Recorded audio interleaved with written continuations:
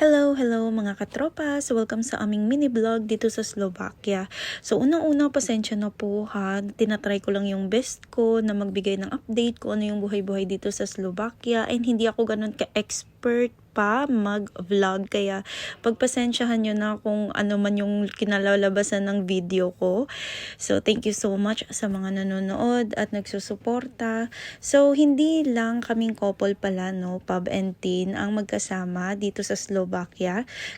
Kasama din po namin yung tropang Pinoy. Iisa kami ng company na pinapasukan and accommodation. Magkakasama kami.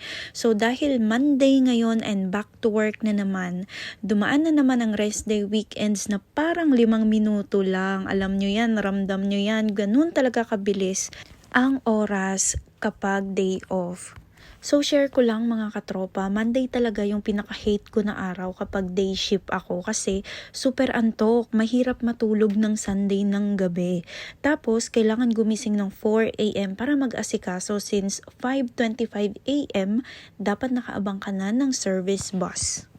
So dito banda sa video ko na to, kakarating lang namin ng company and may konting lakad lang papasok sa loob.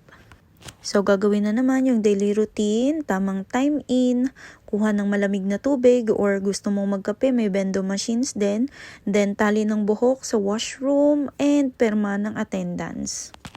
So sila po pala yung kaline ko dito sa work, mga katropa, mga taga-India po sila. And super friendly at ang babait po. So meet Rama and Sumi. How are you? Good! Rama, good morning! Good morning! Yes! Itong si Rama, mga katropa, palagi niya akong binibigyan ng mga naka-harvest niyang gulay. Ayan, okra nga. Minsan, pipino din.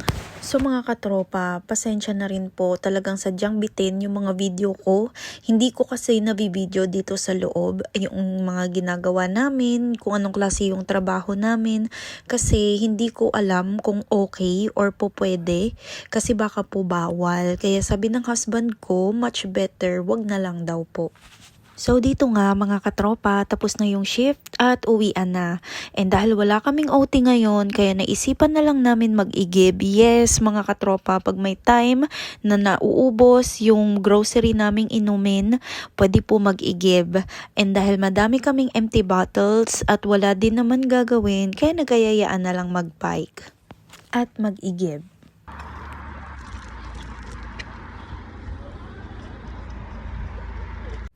Ayan mga katropa, yung kasama ko pala dito, si Mr. Perez, si Kuya Mike at Kuya Robert. So tatlo kaming nakabike at si Kuya Mike na nagvi-video ay mas piniling mag-scooter.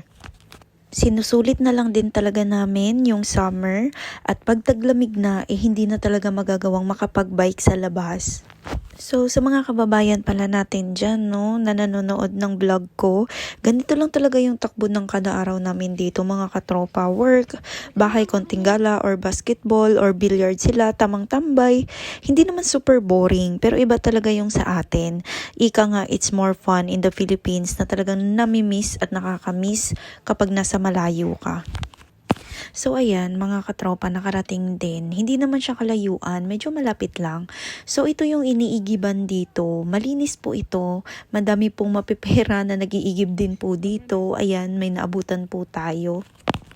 So hindi po siya lasang kalawang or safe and malinis. And sabi nila, galing bukal po ito, running water lang dito. First time ko lang din sumama at sabi nila may time na pag natsyempohan mo, madami talagang nakapila. Kaya saktong-sakto yung pagdating namin, ayan, kakaunti lang. Wala, hindi natin na-timing na Marami tao. Free will lang. Galing bundok makiling pa to. Pay, mabot pa si bundok makiling dito sa Europe. Lamig pa. Ano pa pati? Kuya Mike, pabarya natin yan. 500 din yan. Gapan lang po ay isa, Kuya Robert. Pabarya na. Pero kota na yan. Pag winter, wala na yan, Kuya. Hindi naman wala yan. Diretso yan. Paano yun? Di sayang tubig.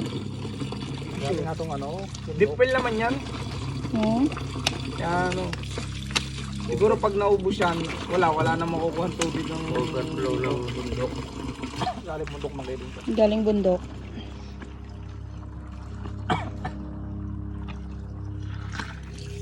Lalo nung malamig yan pag bintay.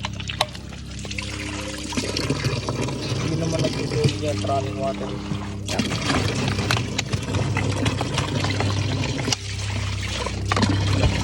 So ayan mga katropa, natapos din kaming mag-igib at may nakita lang akong isang puno ng prutas dito na mukha siyang santol.